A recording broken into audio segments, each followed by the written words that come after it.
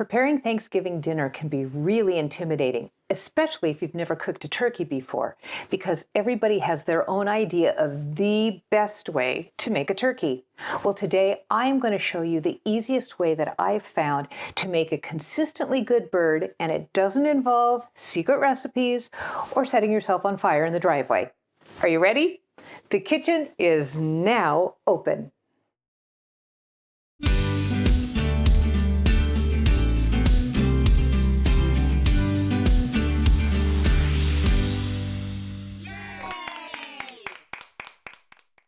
Hi, I'm Deb, and this is my kitchen. Family is built at the dinner table, and Thanksgiving is one of those times when family memories are made.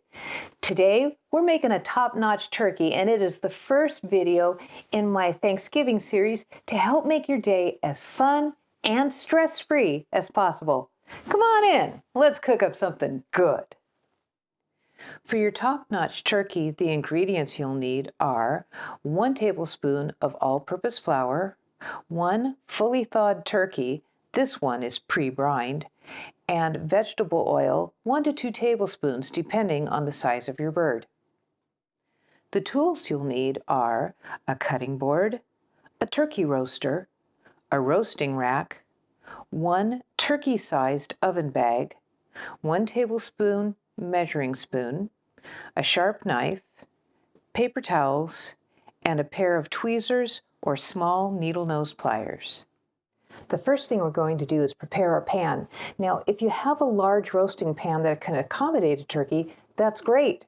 But if you don't, you can use these.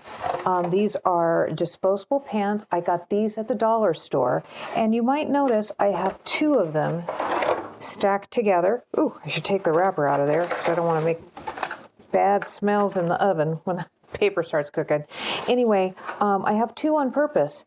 I'm doubling them up because I just don't trust them to be strong enough to hold the weight of a turkey by themselves. So that's my pan, and I'm going to put this roasting rack in it.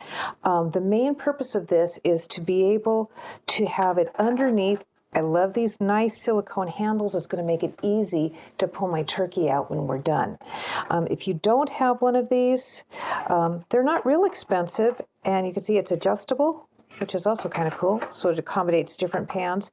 If you don't have one of these, I'll show you some other options later when the bird's done on how to get it out of here. Our next thing that we need is a oven roasting bag. These come in all kinds of different sizes. You can get them at your local supermarket under a name brand, or I got these at my local dollar store. And the ones for turkeys run from 8 pounds to 24 pounds in size. So again, a lot of flexibility built into that.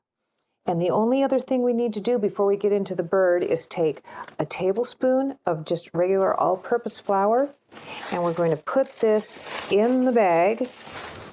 I like to kind of shake it around a little bit. And they say that's to keep the bag from exploding. I can't imagine it would, but I'll take their word for it. So next step is to prep the turkey. The next thing we're going to do is prepare our turkey. Now, depending on the package that you get, you might have netting on the outside and plastic or just plastic. Well, hello, doggy. My dog's interested in the turkey, too. Go away, Zeus. Anyway, this one had netting and plastic. I pulled all of that off, and we're down to the bird. According to the package instructions, it's not necessary for me to rinse this bird, but please pay attention to whatever the instructions are on yours, because you may want to give it a good rinse in the sink first. My instructions instruct me to dry the bird, so I'm just using paper towels. You can see I have my whole roll here because I want to make sure I have plenty. I'll lift up under the wings, and I'm going to roll it over because I want to dry it all over. You can see the juices that have run out of it. I did buy this turkey frozen. Most of the time, that's how people get their turkeys. You can buy them fresh, but they're quite expensive, and most people just buy them frozen. You'll want to read the package instructions for how to thaw the turkey safely. Please don't think that you can run out on Thanksgiving Day thinking, oh gosh, I'd like to have a turkey, and go get one and cook it. You can't. You have to plan ahead a little bit. And depending on the size of the bird, it can take anywhere from 2 to 3 days up to 6 to 7 days to thaw. So plan early, read the instructions, and thaw accordingly. Okay, so now you might notice these little feathers hanging out here. I find that a little disgusting, or at least a little unappetizing, so I like to pick those feathers off. I'll even use a pair of tweezers and look for what they call pin feathers. Just another feather there. I'll see if I can find one and show you. There's a black one, so that one's easy to see. There's the little end of the feather there. So I'm just going to grab a hold of it with my tweezers and pull that out. And if there's any others sticking out I can see, I don't spend a whole lot of time on this, but you know, that's just a little piece of something that is not edible. I'd rather not serve that to my guests or my family. So another quick look. Here's another one over here. That guy out of there. I think I saw one over here. Okay, that's probably good enough. Now, another step is there are surprises inside your turkey. If you reach inside, on one end, you will find the turkey neck. We'll set that to the side. And on the other end, if you reach inside, you'll find a little bag.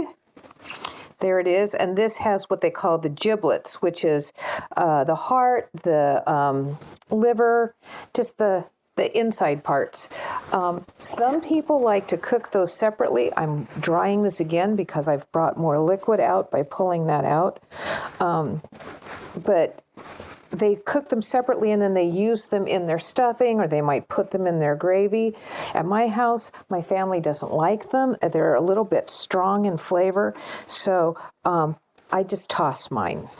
So those are going to go into the can. Okay, so that turkey is ready to go into the bag, save for one more step. I have just a little bit of oil, and this is just canola oil. You could use corn oil, whatever you have. I just like to give it a quick rub all over.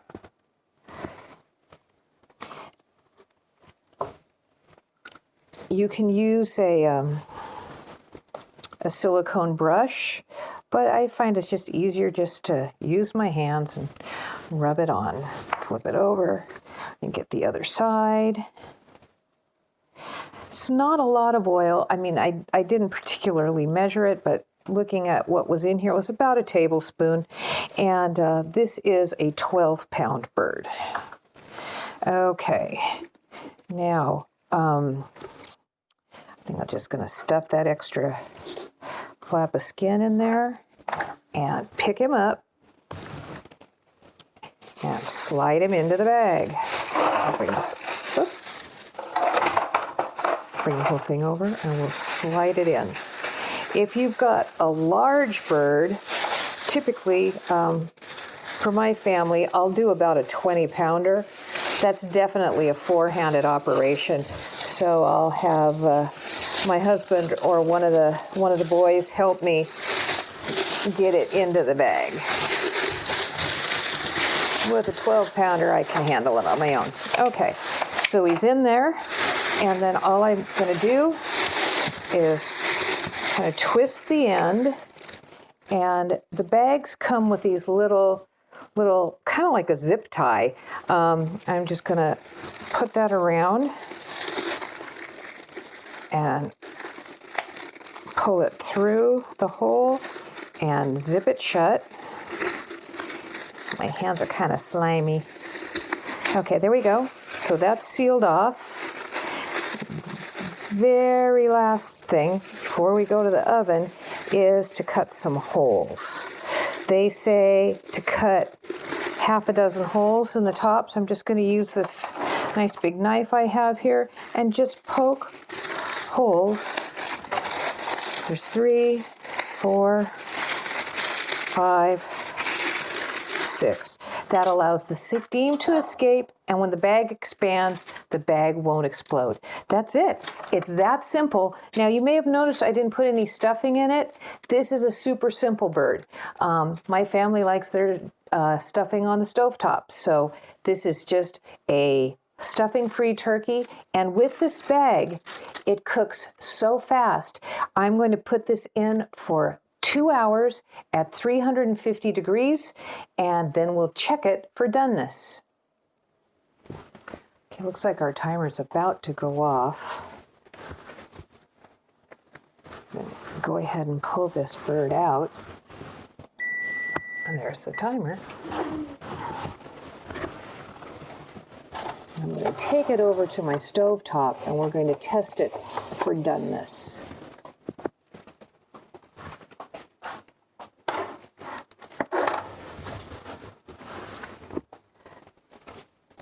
What I have here is a meat thermometer. My apologies for not adding that to our tools. This is super, super important because this is the only way to know for sure if your turkey is done.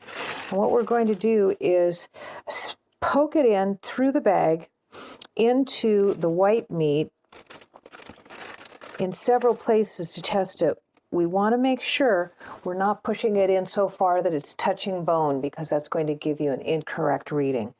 So we've got it in the thick part of the breast, and what I'm looking for is a temperature of 165 degrees. It's right about 160 right now. I'll try it over here. I can see it. What we're aiming for is 165 on the white meat, and then this down here is the leg.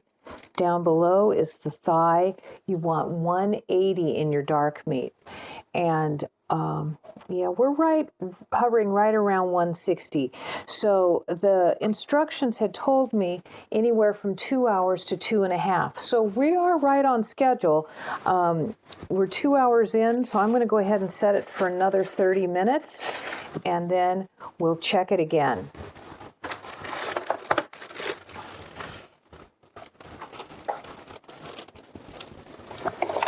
I have to say that one of the great things about these bags is I'm not basting this turkey. It all happens all by itself inside the bag. I love that. Oh, there we go. There's our half hour. We're going to pull it out and check it again, just like we did before. Now, you'll notice that the bag is torn open. I did that on purpose. It didn't just like happen magically in there. I love these baking bags because they increase the speed. I don't have to baste. It's a great thing, and it always results in a really juicy, tender bird. But the downside is you don't get a brown and crispy skin, and some people like to eat some of the skin. So what I did was, for about the last 20 minutes, I went ahead and cut some holes in the top and just tore the bag like that and pulled it back out of the way, which allowed the skin to at least brown up some. So now we're going to go back and check again into the thick part of the breast. Remember, we're looking for 165 degrees. Let's hope we get there this time. Perfect, 165. Okay, let's test. I'm going to let it cool off a little bit here. Have it come down, get below the 150 mark, and I'm going to go ahead and try it on the other side and the other breast. 166, 168. Okay, and remember I mentioned earlier we're going to also check the dark meat. I'm not going in the leg because there's a lot of bone right here. I'm going to come down underneath and get in this thick part, which would be the thigh. This is the dark meat, and we want it to be closer to 180.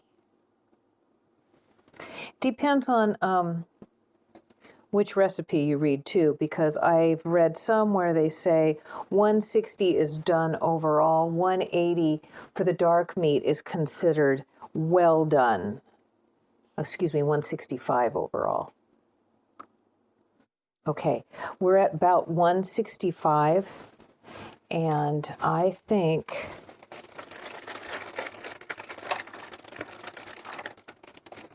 the way that's pulling away, I think we're good. So I'm going to reposition over back at our cutting board, and I'll see you there in just a few minutes. Hi, we're back. And actually, it's been a few days since the last time I talked to you. Let me tell you what happened. When I brought the turkey back to the cutting board, I noticed the juices running out of it were pink. That's bad. Whenever you're cooking poultry, the juices that come out should be clear if it's done. Now, just because we checked it with the thermometer in several places, that's not enough. The thermometer said yes, but the juices said no. Something to remember. 2 check boxes when you're cooking poultry. Check with the meat thermometer. If it says it's done, then also check for clear liquids. Then you're good.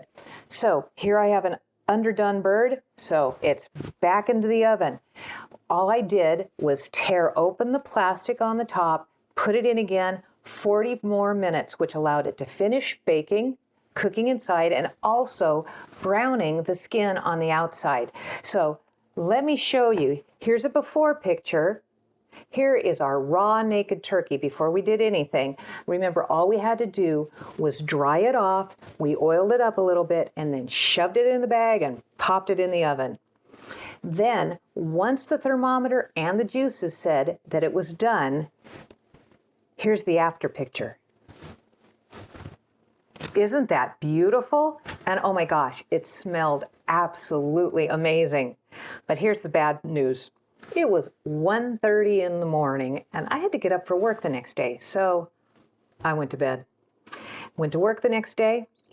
And when I got home, let me show you the after picture. Yeah, while I was away, the menfolk played. And obviously, well, the turkey was good. But it's okay. Not upset because there's still a lot of meat left on here. And actually, in another video very soon, I'm going to show you what to do with all these leftovers. In the meantime, I hope that this video helped take some of the stress out of making a simple but delicious turkey for your Thanksgiving dinner. Thanks for watching, and happy Thanksgiving to you and your family. Because family is built at the dinner table, and if you feed them, they will come. All to the battle.